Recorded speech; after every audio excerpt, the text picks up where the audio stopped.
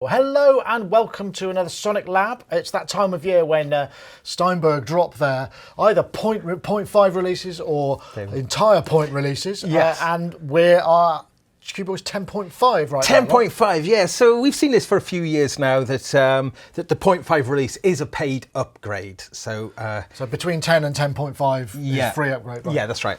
And so pretty much, yeah, every year now, you know, you get this kind of iterative, and I guess it's up for you if you want to pay then or wait until... It's almost subscription kind of, but not. Yeah. I think I prefer it this way. I don't like subscriptions personally, so right, okay. You know, I think this makes sense. And I guess the incentive is to put some nice goodies to sort of lure you in. Yeah. Well, I mean, we should point out that Gaz is a sort of day-to-day Cubase user for music production, mastering, recording, all that kind of stuff. So, you know, that's why he's doing this. Yeah, 1991 right. was when I first sort of... Should get some sort of certificate. Yeah, God, it's been a long time. But 10.5, there are some quite exciting features in here. Right. I mean, initially on the surface, it doesn't look like there's an awful lot, but actually when you start looking what that does actually bring to the workflow, it's interesting, isn't it? Because they've kind of branded it Pro now. Yes. And so a lot of the features are based on Pro workflows. Definitely. And things that if you're an everyday user rather than perhaps a hobbyist or somebody who's just occasional, they're really geared to kind of making your workflow and everything kind of more efficient, more useful, right? Yeah, and with that in mind then, we'll look at some of the kind of Pro sort of features. And the first one we'll start with is it's quite a simple thing, but when we're selecting tools, like this default select tool here, where we can pick up something, move it around, there's another tool next door to it, which is the range select, where we can select a portion of something. Well, now you can lock these together. I think we've seen this in some other software, but what it means now is when you come to a waveform, in the upper part of the waveform is the range, in the lower part is the select. So, you know, for instance, I could just, you know, I can drag it out like so if I pick there, or if I selected. As long as you've got your track zoomed up big enough, yeah. Yeah, if you're zoomed in too far, I think it'll just be the... Yeah, we've seen this sort of thing before. In fact, there was you used to be able to, I know in Logic there's an option click where then you have a shift and it turns between scissors and pointer, or eraser and pointer, or select and pointer, however you want. What I would say though, being, you know, so familiar with Cubase, it does take a little bit of getting used to, because you go to drag it and you go, oh, well, only if you've got the lock thing on. Yes. Yeah, so you don't have to have it. No, you don't. So it's purely optional, and we can see it up the top here when that little orange thing is selected, and there's Option Shift and 1. That seems like such an infinitesimal change. I know. Actually, it's quite drastic. It could be quite drastic. I'm going to learn to use it. Influential. I'm going to learn to use it. All right, what's next? Okay, so next is another thing, and I think this is born out of a lot of customers have wanted this, which is colorizing mixer tracks. Now, I've been using pretty much the same color scheme for nearly 20 years with Cubase, where, you know, my drums are green and bass is blue and, you know, piano's like purple and so forth, you know, and my vocals are red. I'm sure you'll all have your own colour. You can't have your bass being blue. B for blue, yeah, I know. Or brown. Could be brown for bass. Oh, no, I keep getting accused of brown notes on the bass, so I've made it blue. But anyway, having a fixed set of colours makes it sensible then. So when you go to the mixer now, you can see that the whole track is the whole coloured. path, right. Yeah, so like straight away, you can navigate the mixer, you know, by colours now. I have to mention though that is something that you will have to enable. You will have to come into here and into this, you know, mixer thing here and enable it. Mix console channels there, and you know, you can change the color strength and the channel select brightness and a few things from there. So again, really it seemed, you know, on the face of it, again, if you're not a pro user, or that it seems minor, but if you're looking at this 8 hours a day, it might make a big difference. And you know, I've been a big advocate for coloring tracks and having a fixed color. Yeah. You know, and this kind of like, you know, definitely backs up that way of working. Now, another one which is really cool is this Spectral Comparison feature that's built into the standard channel EQ. And what that is then, so if we just take, like, say, we've got a piano here, and let's have a look here. Now, at the top here, there's these two new things here. We can see the piano, the track we've got selected. But now if we click this drop down, it'll give us all our tracks. So if I take, say, a lead vocal track there now, if I was to play a little bit, now the song, you may recognise the song from the AXR. From our last review. Well, actually, we're using the AXR here. You might see this at the front. We're using this as the audio interface, just because why not? Yeah. So, so we can see, and actually I can solo them from here as well. I solo the piano and the vocal. So you can see the frequencies that cross over. And I can jump to that track as well. It gives you like a shortcut, so you can go between them. And, you know, so I might want to... sort of like isotope stuff where you can see the multiple channels. Yeah. And then... And so it gives you the frequency masking kind of... That's it. So, you know, useful tool built in. Again, something which I think... Yeah, I can imagine that'd be really... And do those presets stay then? So if you open another track, can you set the 2 different channels? You know, if you were on bass, could you have it to bass and kick, depending on where you are? Let's have a look. I'm assuming. Sense, I'm assuming you set up your pairings as much so. As Let's want. put that with the kick, and then that would be a sensible thing. And put that there. Let's just flick back to our piano track. Put that there. No. Okay. Okay. That's a little gotcha, but there we go. But I mean, in situ, I can see this. Okay. All right. Yeah. So I mean, useful tool. Again, something quite a sophisticated, professional type of tool. But you know, glad to see that that's there. So okay, moving on. I'm going to close this project down now. This is arguably the most important of the new features. All right. So video track, which you've been able to bring in for years. But now you can export a video. So obviously... so bounce the audio and export it to a completed video file. And this is really, really important, I think. Cubase is very popular with people who score. Well, I know Ty uses Cubase and Nuendo, doesn't he? So Hans Zimmer. Yeah. You know, there's a lot of people who score are going to find this super useful. So essentially, what it means, So this is the video you shot of Born Taurus Man, which is the Rocket Gold Star video for the AXR4 review, which I recommend you check out. Yeah, it is a blooming great audio interface. So we can bring that in. I mean, can you actually, so if you can export, can you edit the video as well? Yes, you can. I mean, I don't think you would replace your regular video editor with it, but I'm cutting on a folder track here that allows me to cut both video and audio together. So I could, in fact, when we were doing this review...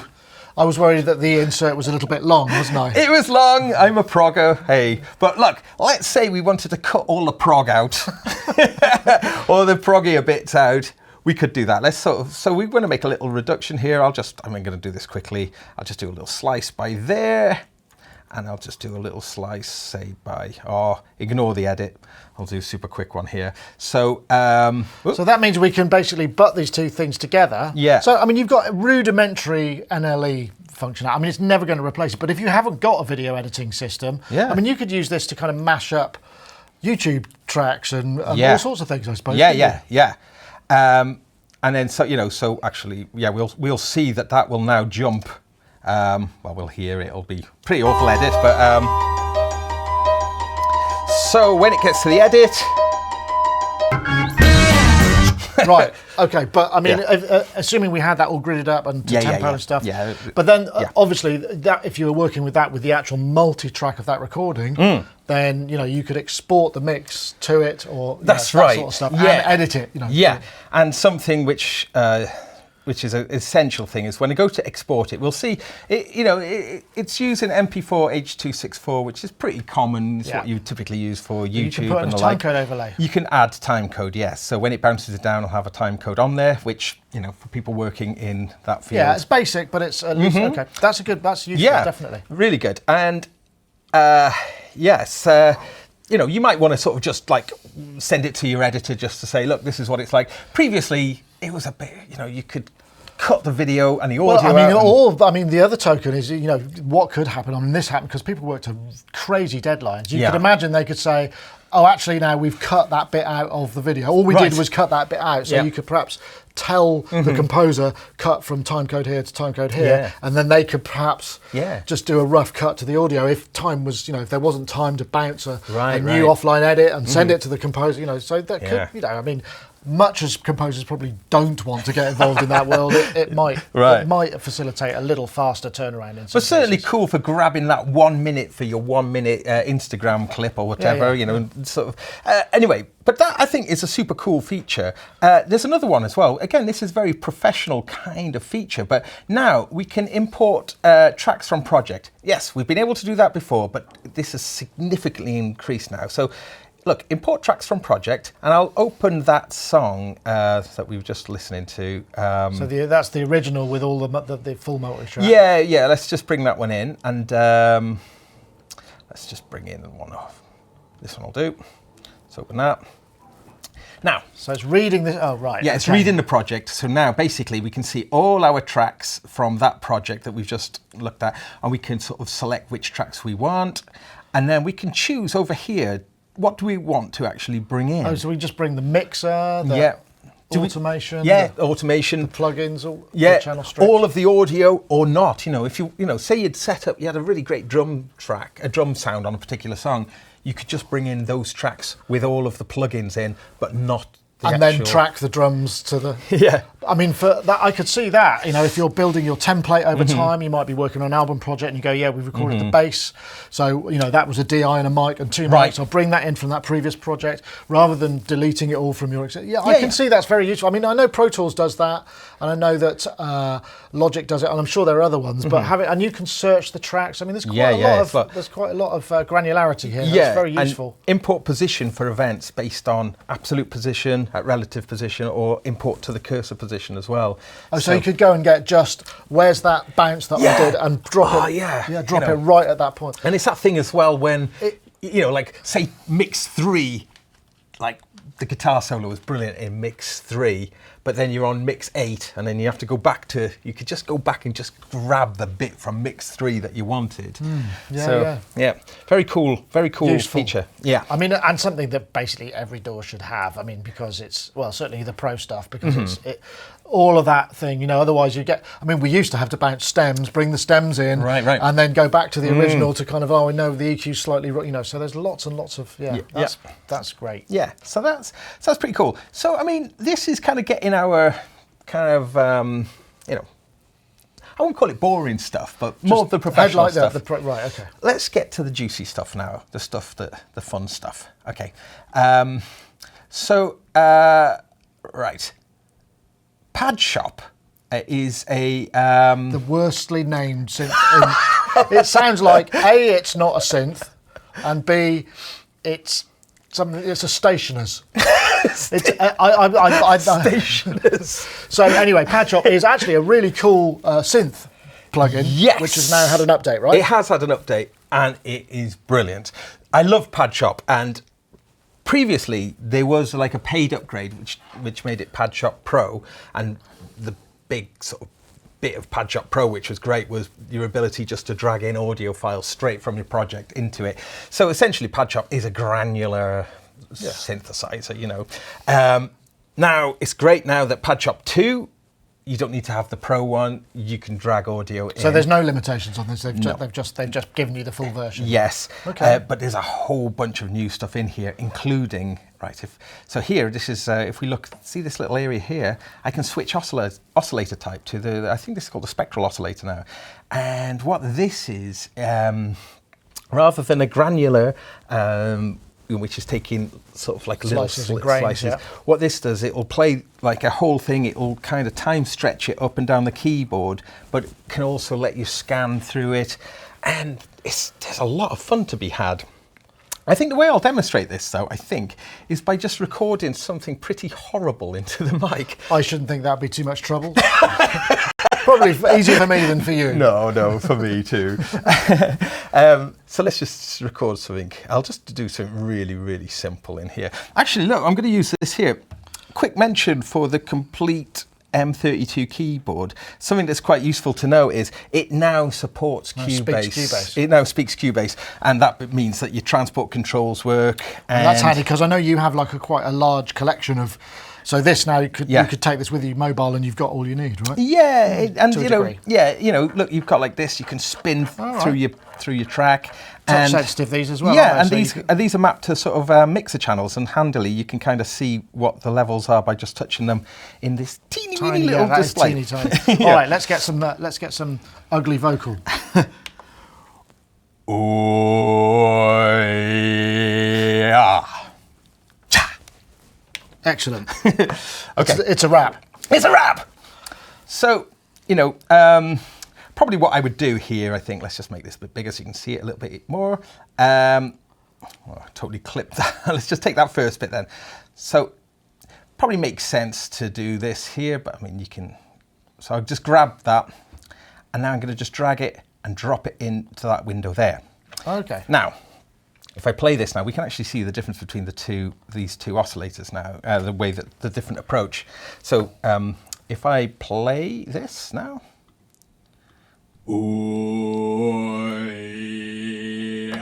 Okay. If I was in the granular window, then here we would have to actually select the grains. See, that's the grain, and then the size. So this is the size. I could scan through the position here. I could add more grains. I could start to sort of choose the speed, how fast they go through here. Has it got effects in it? I think we need some effects on that, pretty sharp. Yes, there is, and actually the effects are pretty comprehensive. So you've got 3 tabs on here. This is like your kind of oscillators. Here is, now this is cool, there's all sorts of kind of performance things and arpeggiatory type stuff, and then you've got your effects page, including let's stick a bit of reverb on it, global reverb. Then you can go back and...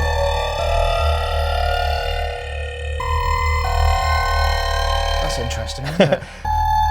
So like, you know, so yeah, let's just increase the amount of grains. Now this is the stuff that we've seen already. You can add sort of various random things.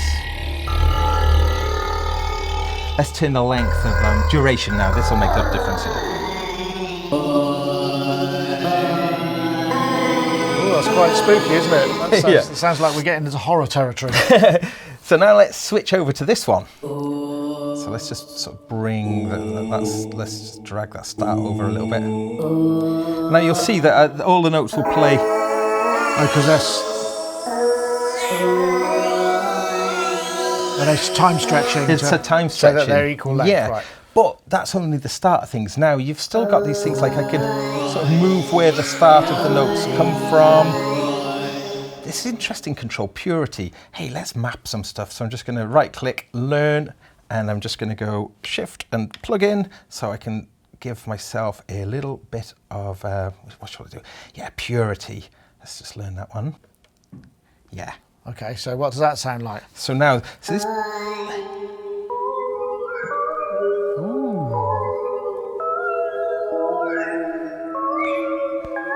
And we can filter that as well, even more, right? Yes, we can.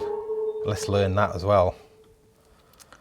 It wouldn't be a complete. There's no control mapping tutorial in the world ever that cannot have filter mapping. It's like law, isn't it? Yeah. And speaking of the filter, actually, something that is worth noticing now. Previously, there was 12 different filters, and now we've got 24 different filters. Just in case. Just in case. Something else that's pretty cool as an interface thing is like any time you see this little icon here, if you click on it, it's a way of mapping. You can drag it. Anything that's something that we've seen in Massive, and you know, it's cool. I mean, I suppose the thing is you know, these things. Oh, that's already got that. But I suppose the difference is once everybody starts to use the same kind of standards, then it's easier to learn. You don't have to modify your learning depending on what synth you're on. So.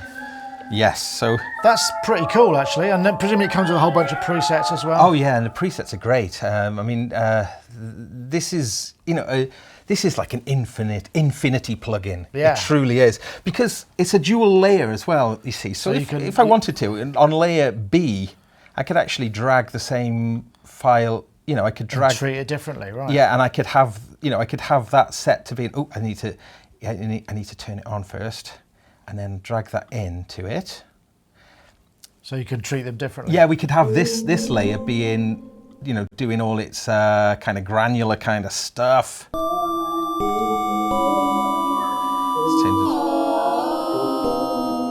And then blend between the two. Yeah, we could cross. I mean, we could probably do an entire 20 minutes on this, I think. So yeah, it's huge. there are some... Change the name. Pad shop. You kind of get used to it after a while. Chip shop. Chop shop.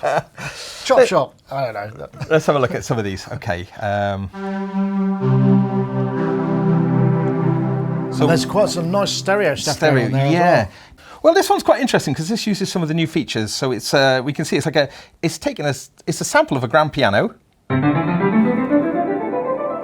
Sounds like there's some sort of arpeggio or something going. Yeah, so if we look in that second page here, we can see we've got a glissando set. So this kind of arpeggiatory thing is kind of has a... And if I look in his phrases here... Oh my goodness, as usual, there's okay. So you've got to...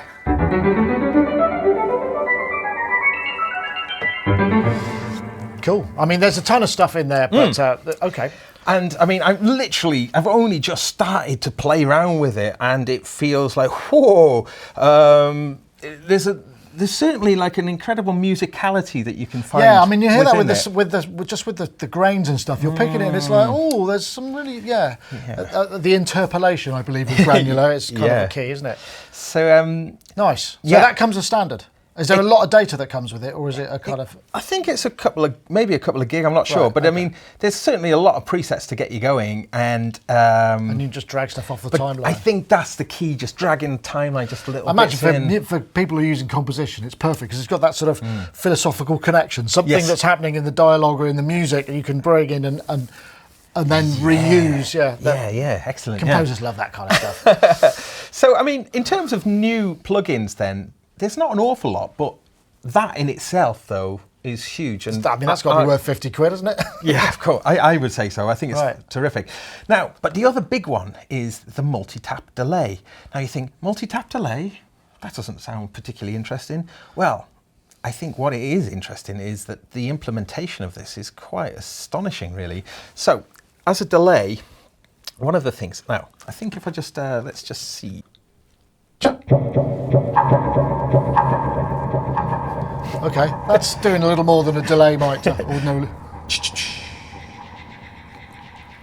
So that's what, multi-tapping, that's panning all over the place, that's got reverb as well? Yeah, and like if we can look at this, you see, there's different types of effects. We've got loop effects, tap effects, and post effects. Crikey. So it's multi-effects. It's really. a multi-effects within the one effect, yeah. So, I mean, like say tap effects, for instance, is that you can choose, like when you choose, you can choose which taps the effects are going to... Oh, the post effects go to, so you can have reverb on, so that's what we're hearing there. Oh, right, okay. Yeah, so... It's very now, isn't it, that kind of... Yes. And I mean... It just boggled my mind just what was possible with this. One thing that's pretty cool is so that you've got this like tap rhythm where you can tap a rhythm in, so say the music was playing, but and then quantize. And then so you can always create like a rhythm and then okay, that's really interesting. Again, I've just scratched the surface of it.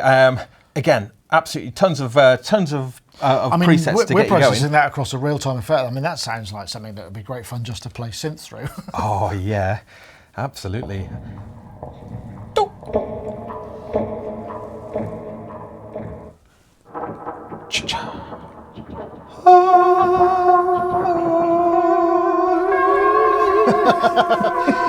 Okay, I get the picture. I mean, that sounds nice, actually. It's got a good quality to it as well. And it's nice to have those reverbs in there, too. Updates available! No! Never! Try in an hour, try tonight, remind me tomorrow. Turn on auto update. No. None! Doesn't give you a go away. Go away. Try tonight. Remind me tomorrow. You see. Yes. But so that's a completely new thing, right? Yes, it's a completely new plugin, and as I say, it's a world in itself. That really is something to explore. You see at the top here, character. We've got digital modern here, but we could also, you've got tape. Oh right, so we've got crazy. Crazy. It was crazy enough, but that's got sort of modulation and. That will come in handy for that sort of insect sci-fi movie you're going to score soon, right? Yes. Perfect. So I mean, it doesn't stop.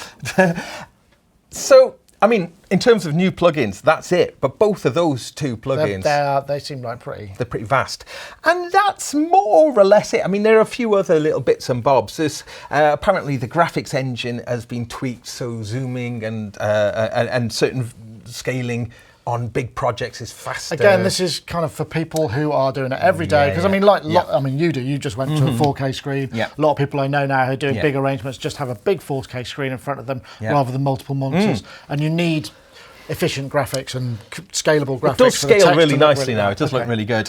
There's also some improvements to the score editor too, but I don't really do that, so I can't really comment on it. But if that's something you're interested in, certainly check that out, because I think there's a more efficient way of adding notes in to the score. So this is now, is it? It's available now. It's right now. Absolutely. And the pricing of it is absolutely dependent on where you're coming from. If you're buying it from scratch, I mean, it ain't cheap. It's £500. There's a load of stuff in it, though. I mean, it comes with a absolutely huge I mean, suffice to say, I think, this is one of the DAWs you're going to buy because you're getting some pro stuff. It's not something you're going to buy because you get a load of free virtual instruments and you can just kind of noodle with. It's something that, okay, I'm doing some serious work with this, because it's capable of that sort of thing. I mean, as are many DAWs. I mean, let's not say it's not the only one. No, but what I will say about Cubase, though, I mean, like Steinberg were the creators of VST, which stands for Virtual Studio Technology, and we've seen VST instruments, but it carries it out to this thing where we've got the control room functionality. They've tried to really embed this whole virtual studio. They've made it something that if you're going to have to sit in front of it all day, every day of the week, and for long deadlines and late into the night, they want to make it as unannoying as possible, and to sort of fit your workflow. I get that. Yeah, and that's an interesting. It's extremely configurable as well. And we were going to talk about pricing. Pricing, yeah. So we say that to buy it from scratch, 500. If you already own Cubase 10, then that's the cheapest upgrade. That's £51. Right. That extra £1. Okay. Seems reasonable. I mean, I know people moan about it a lot because they're expecting these huge upgrades, but actually, when it comes down to it, there's quite a lot, to be said for having your professional working tool updated, not in a crate. Because I don't know if you have, but I remember there have been times when DAWs that I've been using professionally have had a major upgrade, and it's just like, oh, wait a minute, I can't work. This requires too much I need to familiarise myself with all this new stuff. And I suppose, so this thing is not going to disrupt you. You wouldn't be too scared about upgrading to this. No. Perhaps not mid-project, but before you start a project, between projects, right?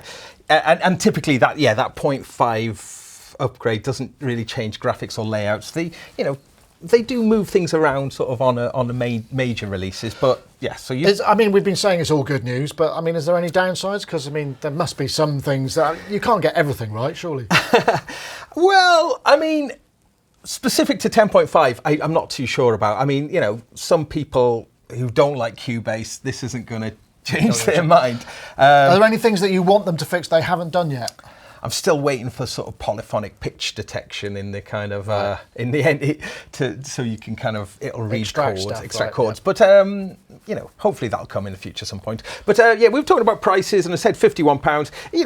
I mean, have a look. If you've got Cubase 9.5, for instance, it's £136. But of course, that will take in all of Cubase 10 as well. Best thing to do is to go to Steinberg.net and sort of see what's going on. But I mean, I think it's interesting, the whole kind of VST Cloud business, VST Transit and VST Connect Pro, we haven't really seen much development in that. So I don't know if that's something. We did try that, didn't we? We did try it. Didn't quite. So I'm not seeing them pushing that with these later ones, but I mean, maybe it's still there. It's still there. It is still there. And of course, VST Transit is this ability to do remote collaborations where you upload projects and little changes that you make on your project. Subversion management, almost. It's like that, Right.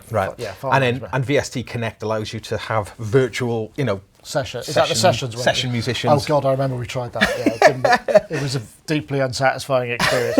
But that's not what this update is about. No, I was mentioning. I think maybe they're just kind of like letting that simmer in the background there and really focusing on. They didn't take it away. They didn't take it away. So and I'm hopeful that that stuff does have a lot of promise to me. But What they are focusing on, though, are real-world workflow improvements. As I say, that little tool, that little joint tool, the colorizing of the tracks, the various things that we've looked at that, maybe not the most sexiest kind of things, but are, are most welcome. So are you using it now? I mean, is this kind of your... Can you run it concurrently with 10? Yes, you can. Okay. And I've got it running concurrently for that purpose. So you can flip between can choose, 10. Obviously, if you save in 10.5, you probably can't... That's always been the problem with Cubase. Can you import from 10.5 projects, import the tracks? I suppose it's no, because it's a new feature. Well, yeah, the new... There was an import before, but this new, more comprehensive import is... So, I mean, I think, it does feel fairly stable. I have had a few crashes when I've been going from like 192K to 44K. I don't know why that is. But other than that, it seems pretty stable. So I wouldn't dissuade people from going and getting it straight away. And, as I say, and these two new plugins, both of them just, Yeah, if you're going from 10, it's perhaps a no-brainer for 50 quid to get those extra things. Right? Yeah, and that video export for some people is going to be absolutely, huge news, Okay, well, thank you very much, Gaz. That was Steinberg's Cubase 10.5. Yeah. Steinberg, it's Cubase Pro, isn't it? Cubase Pro 10.5. 10.5. Yeah. Thank you very much for looking at it for us. My pleasure. We'll see you next time. Bye-bye. Bye.